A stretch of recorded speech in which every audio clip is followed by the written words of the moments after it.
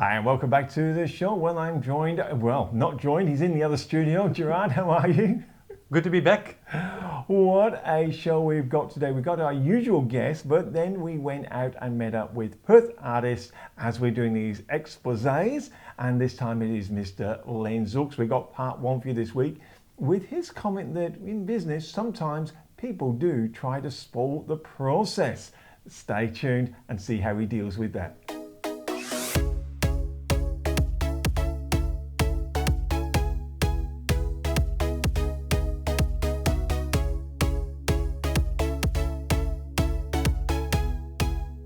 Well, welcome to Business Today TV. Well, it's still social distancing or pain in the backside, Gerard. Well, I can see people starting to get back to work. There's more traffic on the roads. Everything is, I think, slowly getting back to normal, especially in Perth. Yep. But hopefully in the next 2 or 3 weeks we can be in the same studio. Absolutely. But I suppose these challenges do happen to us all along the way. And our very first guest, Helia Singh, she is coming and she's actually talking one of her favourite topics that when struggles do hit, Gerard, she's talking about get a better strategy. We all have strategies. And the mistake that some of us make is that we don't go and revisit that strategy. It's so important, especially now things have changed, I think financially, emotionally, physically. It's important to revisit your strategy. So here she is, Helia Singh. Well, we're back in the studio with Helia Singh. Well, wealth coaching. It's an absolutely fascinating topic, Helia. Yes, I love that. You certainly do. You know, one thing I get from when I listen to you, lots of people come to you and they say, Helia, I don't have enough money. And you instantly seem to go, okay, then let's get you a better strategy. You don't even talk about the money to start off with. You start talking strategies, mindsets, influence. Can you tell us a little bit about that and how you came from that perspective? Sure, Michael. Being a financial advisor for more than 20 years and dealing with many different people, so that's taught me that everybody just thinks differently when it comes to money. And I'm still today get surprised in every session, and perhaps that element of surprise and challenge and excitement is just helps me keep going. Because it's very interesting when I listen to people, their justification, their mind, and when somebody in a very moderate income, they end up with a few properties and a very healthy, financial portfolio. And at the same time, I see people with a very high income and they don't have anything to show for it. That surprises me. And it goes back beyond the strategy. The strategies are, as I said before, we have only 3-4 strategies for making money in the world. The rest goes back, and everything else goes under, the same umbrella. But the main thing is the fundamental, the mindset behind that money making that just makes it completely different. And that's why when people say I don't have money, we'll just think about their budget and what are they doing. And it's not about, okay, fill up the budget, okay, where the money is gone, the slap in the hand that you're not allowed to go buy coffee. No, it's not that. It's beyond that. Is to show them where their money is going and what's the reason they are spending money there. Are they helping family just to get that pleasing, experience, or having that their golden value is to help family and get the praise? But at the same time, we found out that why they are not getting, the money that they want, just because, as I said in one of my YouTube videos, that I asked people, write down what's the upside of not having enough money. And it amazes me when people are forced to reply that answer, they come up with, I don't want to have more money because my family is going to expect more from me. You see, these are more than a strategy. So once we clear the area, then the strategy is very easily done. It's interesting when you say that secretly people can have negative connotations about, maybe it's the media, maybe it's just how things are perceived, maybe it's how you're brought up, but you're self-made. So you've come from no money. You didn't get a silver spoon in your mouth. You actually came to a different country, learned a different language, and then self-made your money. So obviously, whatever negative connotations were imprinted early on in your life about, rich people are nasty or whatever, you've turned them around. That's interesting. Yes, because I finally figured out my shadow values, that why I wanted it. And I found that even by helping others, and of course I help my family, my friends and charities, but I'm in control of that. I know who I want to help.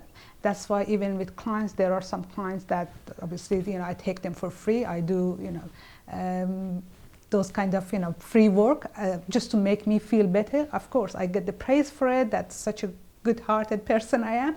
But the reality is I'm feeding my shadow values at the same time.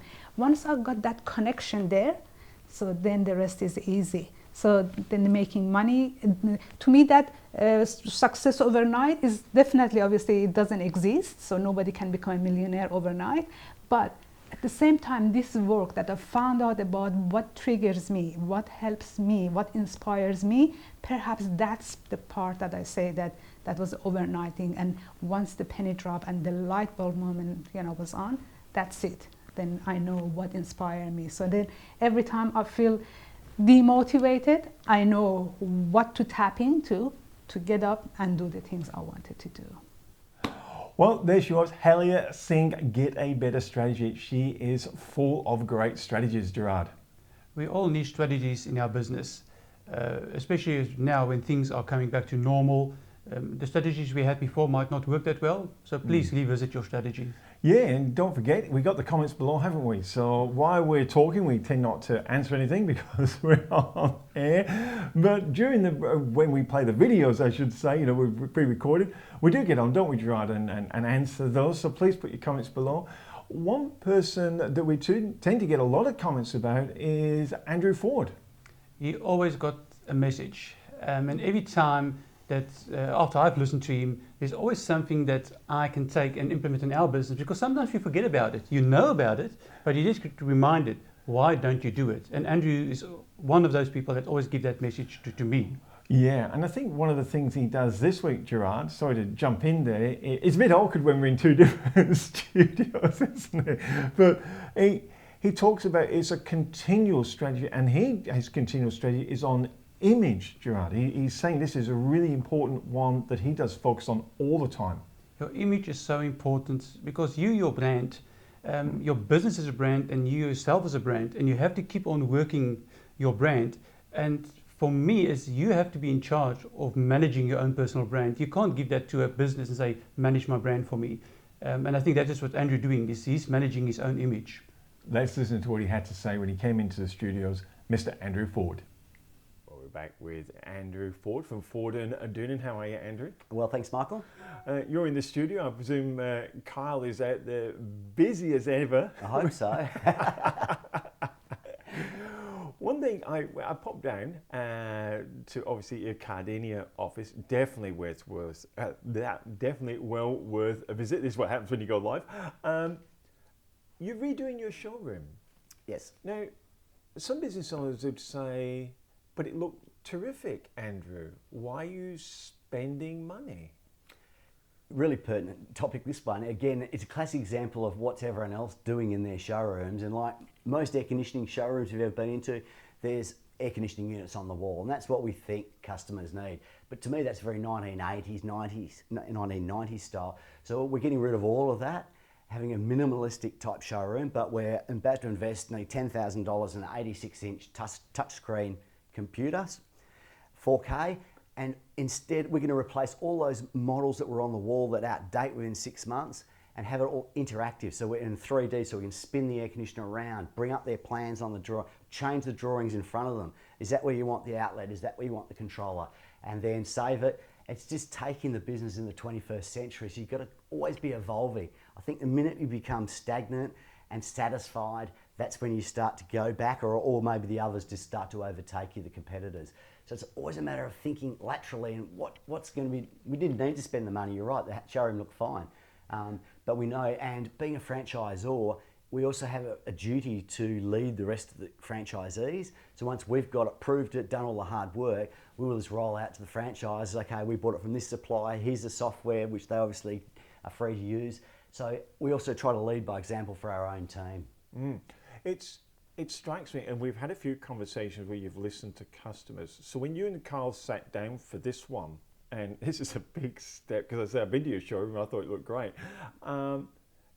When you looked at the what did you believe this will do for a Ford and Doonan customer? Just so other business owners can go, oh, maybe I can take some hints from this. I think straight away differentiates us again and reinforce the position we take in the market of being the market leader, and hopefully the wow factor, that they'll come in and go, wow, that was so much more interactive and dynamic, and it makes them feel part of the journey. If we're amending plans in front of them on a big screen, really gives them the buy-in that this is really bespoke to them and it's not just off the shelf. Do you think customers these days are very sophisticated? Is this why you're trying to up it, because they're used to tablets, we've got our phones? Is this part of this new sophistication that's coming through, so customers are going, I'm talking to the right person? Definitely. It may not be everyone. Of course, our older clients may not really be dazzled by that. They'll be going, what is that thing? But generally speaking, I think that's a fair comment you make, Michael, that we've got to, and we've all got to move our businesses with what we consumers are interacting with every day, and it is touchscreen everything. So why wouldn't you have a showroom that's similar to that? And it also means, well, it may be a large investment in the refurb at the moment, it's not going to outdate quickly. So instead of having to pull off an old model and put another one on and then patch the wall next year, it'll just be like a new bit of software, or just take some new photos of the new model of air conditioner. So it makes future-proofs the business too. So for a business owner, from your perspective, you're a very sophisticated, very mature company and had lots of successes. But for those businesses that may be starting off, maybe just in their first 2 or 3 years, what do you think they should be looking at in looking at you looking at your image? What are some of the things you would advise them maybe have a look at? I think you have to be famous for something. You can't just be another business and another one. And inevitably, as we discussed last episode, it often turns down to price then. You tend to compete on price. So you've got to be famous for something. And even if you're not, just identify what you want to be famous for, what resonates with you personally, your own ethics and qualities, and then promote that and sing it loudly. So it may not resonate with every single one of your customers, but they'll remember you. Even if they didn't buy from you, they may next time because you were famous for something. One of the things I get from that particular interview, Gerard, is Andrew's focus on not just the business image, but also his personal image, his personal man.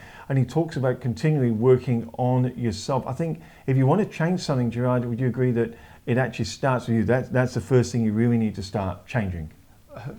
You know me, when it gets to this, in our 90-day program, we start with your inner pillars. The business starts with you, with heart, mind, body and soul. If you don't have that, you can't build your image because you don't know who you are. But if you know who you are and you know your why and your values and your purpose, it's so easy then to work on your image. Absolutely. We've had a lot of people talk about the 90 days and they say, can we do it faster? I mean, well, if you are committed, if you're committed to do 10 minutes every day, yes, you can do it faster. You know, it's been proved years upon years upon years.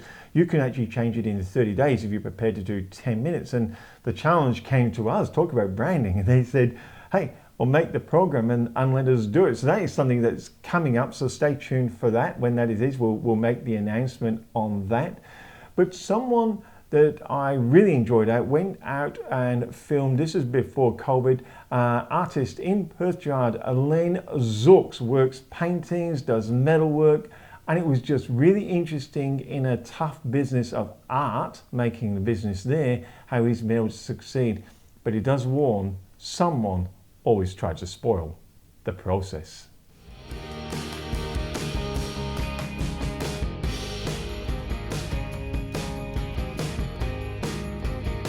That's the thing we lose when we get older. Someone spoils the process.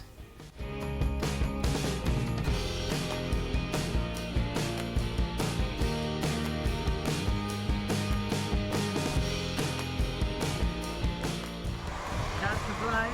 Craftsman at work. Go on, you two. Out the way. Top. Clear the set. Seconds out. Clear the set. Clear the set. Right on set.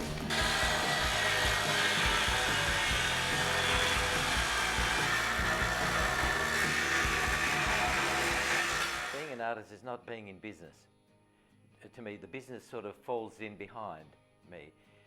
I am a maker of things. I grew up loving making things, and once I'd grown into becoming an adult, I found that I was still finding and making things. And my business has spilt off from that regard for finding and making things.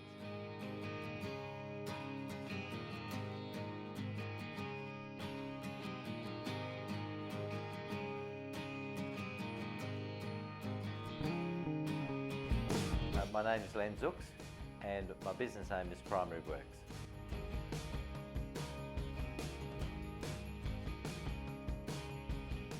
My first job, believe it or not, I had at 10 years old, and I'm moving my art business from Perth to Worthington, and I went past a property which is about 3 kilometres out of Worthington, and that's the place where I had my first job. We were picking up rocks in the paddocks to make them cleaner, and we're getting paid 10 shillings a day. I didn't buy anything with that 10 shillings. We were a poor family. That 10 shillings came home and became consolidated revenue. The skills I acquired, my hands respond to my thoughts. So I'm self-reliant. However, you don't survive on just that alone, because I grew up a very shy and scared person, and I had to get through that barrier of fear to become a performer. And to get through that barrier of fear was really, really shocking. You'd get up and you'd publicly speak, but you would be shivering in your boots. But I moved through all of that, and one of the latest things I did was I did a radio announcing course, because I was starting to go overseas a lot, and if you're going to be interviewed by somebody overseas, you had to know how to perform a bit. I didn't want to be a star, I just wanted to not embarrass myself in the situation. But what you're seeing here is an explosion of my confidence of many years. You know, I couldn't do this when I was 5, I couldn't do it when I was 30. Being an artist and being in business is a conflict, because a business is making a desirable thing and swapping it for money, and then you pay your bills. But in the art, that doesn't come into the mix at all. I'm just lost in the process of making, but you need the business as well. You learn so much in getting older, and that is when things go wrong, they don't really go wrong. This is just a new direction maybe, not in my control. And I usually say to myself at times like that, where is it going to take me? An artist is someone who makes things with their hand, basically, and thoughts. So if someone has a desire to draw and they're not a good artist, they pick up a pen and they're putting the marks down, they're an artist. What happens when you get older and you become established? There are people out there who are like gatekeepers, and they say, oh, he's not an artist, he doesn't conform to a normal accepted manner of behaviour. But the beautiful thing about children, when you get into school at the age of 5, everyone can draw. Now you remember the story I said about me being the one who can replicate reality the most. That didn't make my work the best in the class. As an older person now, and I look at young kids' works, I see some sublime lines. You know, they don't paint a lizard properly. But boy, they paint it better than Salvador Dali. You know, and then you get 20 kids in the class and they're painting a lizard. There's 20 different lizards, but 20 great renditions of a lizard. And see, that's the thing we lose when we get older. Someone spoils the process. Well, I hope you enjoyed that. That's part 1. We were out there quite a while, and he's even got some more great information. That was Mr. Len Zuks. Now, that interview did go for quite some time, but the next segment doesn't, Gerard, and it's one of the favourites of the show. The question we ask our guest speakers, they have to answer in 60 seconds, and we actually get quite good response from our viewers and listeners on the radio regarding this spot. So the question we asked them this week, if marketing is the engine of your business and branding the fuel, how important is your brand to you? My personal brand means that it's like my legacy. It's something that when even I'm gone is still there. That's something that I want to be known for. Marketing is something that you will help people to come and see my brand, but the brand is something that I stand for it. So that's something that I'm proud of it. That's the reason that I'm doing things. So brand is more personal, and it's not something that can be built overnight or even built by someone else. Brand is the actual person who is standing behind it. Important. It is almost, to me, it's part of my unique selling point, because it really adds to differentiating yourself and it adds to credibility. I think there's two elements to branding, and that's the panel beating, that's the pretty. That's also important, but the other element is how you deal with your people, with your team. How do you handle mistakes? And I think that's also part of your personal branding. Crucial. Very important. I've gone against my gut many times over my 35 years in business, and inevitably it was right. So I now instinctively listen to that first, and really if I'm going against it, it has to be a very valid reason with much more research than normal.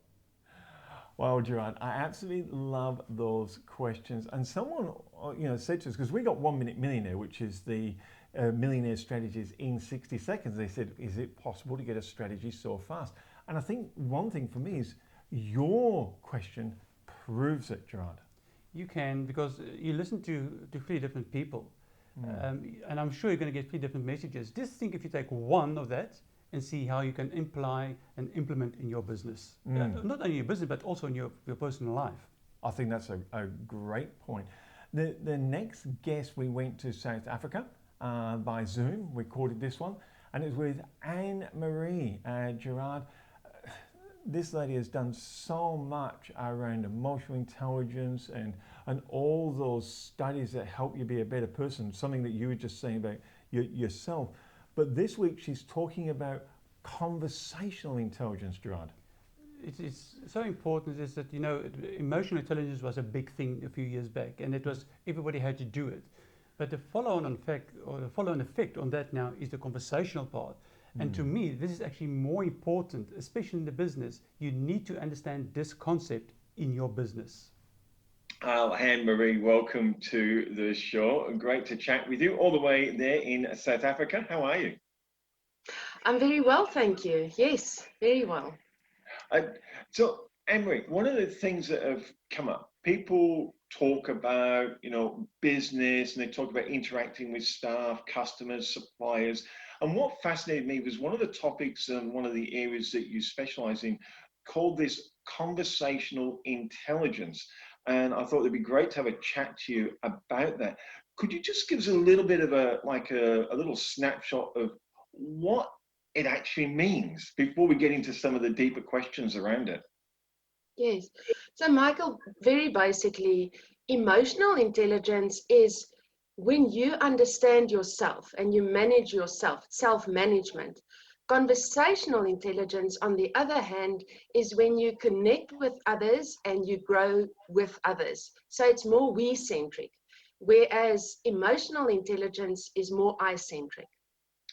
So to connect with, when you talk about on what you just spoke on there, conversational intelligence, what are some of the starting points, or what are some of the challenges do you find people face when they start to try and engage in this or try to learn this as a skill set? It's such a good question. Initially, the whole principle of conversational intelligence, it's based on trust. So you as a leader or as a conversational partner has to navigate a conversation so that your conversational partner then goes to a specific part of the brain, which is called the prefrontal cortex. And it's when you sit there that you secrete serotonin, oxytocin, dopamine. And that only happens when you trust someone. And that when you trust someone, you literally open up. You become more creative. you become more innovative, you're easier with change. So one of the difficulties is, to create that trust, that environment of trust. Mm. In my years of in business, and I understand the trust factor, and I'm pretty simplistic, and I say trust is based on just two things. One, the person's got to believe that you're competent in what you do, however they measure that. But the other factor is they've got to believe you've got their best interests at heart. Is that kind of encapsulating your definition of trust? Absolutely, absolutely. Because if those two elements are there, credibility and that you matter, because all of us want to be understood and we want to be accepted. We want to feel that we matter. And as soon as I feel that I do matter within a team, within a bigger organization, my state will be towards, and I will be open, and I will want to be the best version of myself. So I like how you said that you matter. And obviously, as the person maybe initiating this conversation, maybe you're a business owner, etc., trying to establish that. Do you have some simple steps that people can, practice or make sure they're implementing so the other person feels like they matter? Is this where you go? Yes. So one of a very good and a very simple way of navigating trust is asking transformational questions, which means it's an open-ended question. I trust you enough to listen to your opinion. And a transformational question, just an example of that would be, if we assume that there was a solution to this problem, what would it look like? So in that questioning, that person will also then open up. And the second element there, Michael, I think really important is that we listen. Because so often we enter into a conversation from a positional point of view, because I think we should do this. What do you think? That's already positional.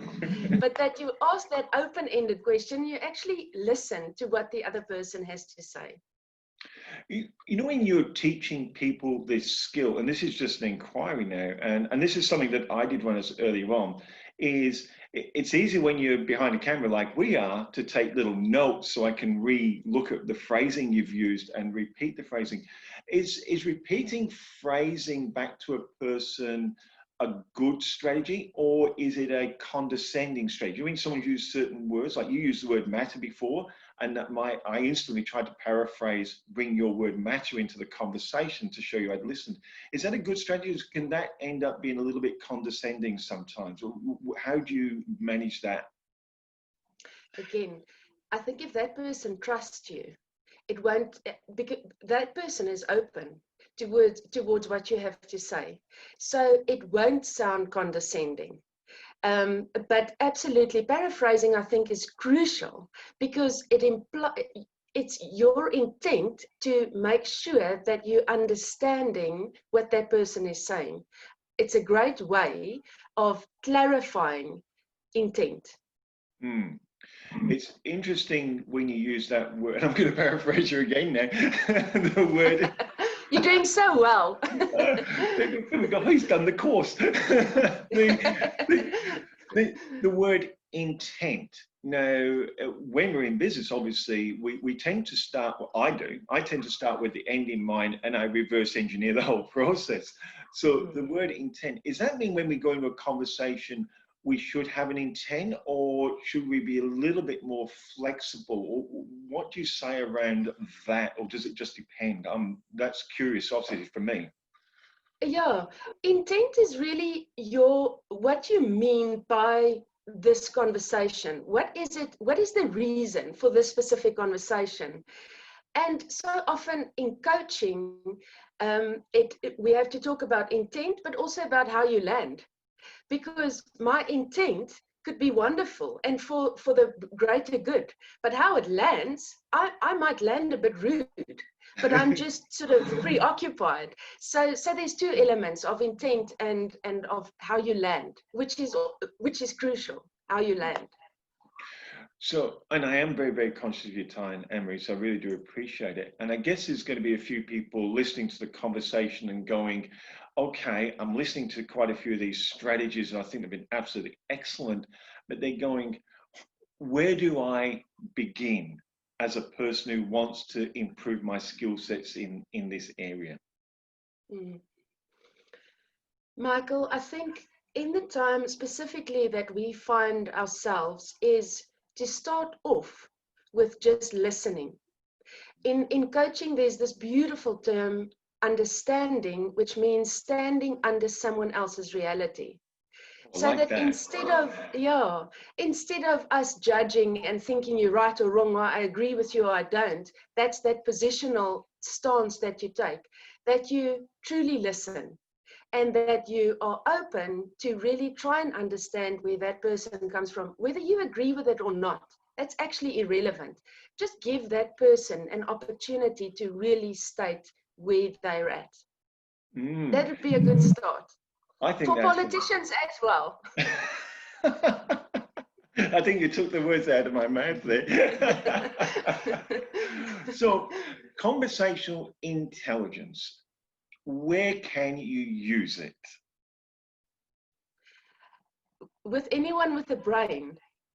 If you interacting with any individual that's got a brain, because it's all about the state, about the other person, whether it is a friend, a child that you need to eat pumpkin, you need to get the person to eat pumpkin, or whether it is a business colleague or a teammate. Regardless, if that person has got a brain, the state towards you matters, and you want to navigate that state because you want to get the best of that person. I love that. What a way to end on that. I love to navigate the state because you want to get the best of that person. And I think that is a really good, going back to your word intent, that is normally the intent of every conversation. You want to get the best of that person, also give them the best of you as well. And I think that was really good wrap up for that particular session. Thank you, Michael. Thanks for joining us. What a show. We hope you got heaps out of that. That was Anne-Marie. Remember, all our guests, you can write them at info@worthingtonstoop.com. Just send us an email with their name. If you want to ask them a question, we will be answering that on the show. Gerard, this was a really packed show, and I really liked the bit of a difference. We were actually going out and about, and we caught up with Len Zuks, and I liked the international flavour with Anne-Marie there in South Africa. Well, I think two things came up to me today during the show, is that I like to do something different, to go out and about and meet the people in where they work. And secondly is, you will see that with the Zoom call, technology didn't work 100%. So we didn't say, well, we're not going to use the interview because Zoom didn't work. We made a plan. Things don't always go as you want it to go. So make a plan. And like Michael always said, that plan B that's not 100% is much better than the plan A that you will never implement. Oh, absolutely. And I think Helia summed it up right at the beginning of the show, didn't she? She said, just if it isn't working, just get a better strategy. What a great show. It's been an absolute pleasure. Remember, write your comments underneath. Thank you very much for your support across the platforms now with our YouTube, Facebook, our 101 Business Radio. I think we're topping over 5,000 people are actually listening and watching this show each week, Gerard, which is, for me, just want to say thank you very, very much for that support. And then I know that we are bringing value, but at the end of the day, nothing will happen unless you take and make it your own. Absolutely. Make it your own. That's another wrap for this week. So until next week, it's goodbye from me. And goodbye from me.